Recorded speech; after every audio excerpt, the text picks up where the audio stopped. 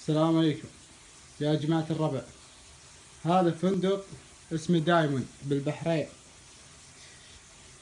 بالمنامة. شوفوا هذا التلفزيون، والله على ما أقول شهيد. جيت أتروش والقاها مراية، تشوفون مراية، تشوفون الجوال مراية، تشوفون شكلها مراية، تشوفون والله العظيم. في الحمام جيت أتروش شفت فيها لمبة صغيرة وفي جنبها زي الإضاءة، تشوفون هذه تجي معلقة هنا. شوفوا شوفوا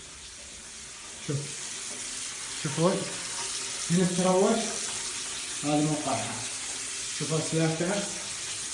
هذا التلفزيون بكاميرا يا جماعة الخير، انتبهوا أهلكم أنتم ناسكم. فندق اسمه دايموند بالبحرين. شوفوا كيف التلفزيون حاطينه في الحمام عشان تشوفون عورات المسلمين. شوف والله العظيم لنا يومين ساكنين عيال الكلب ما درينا عن الموضوع هذا، اليوم دريت عنه بالصدفة. شوفوا تشوفون انتبهوا. دايموند في البحرين في المنامة مقابل وكالة نيسان سيارات.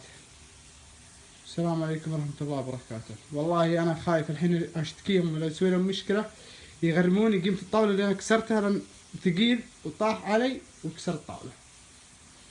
بأرجعه بس فصلت السلاكة كلها، ولكن هذا تشوفون الشارج حق الشحن كان مشبوك، فصلت الاسلاك ذولي واللمبة شغالة يوم اني قبل لا افصله.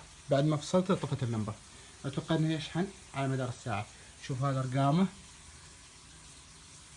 شوف هنا مكتوب تيفي، تشوفون. ها يا جماعة الرب. السلام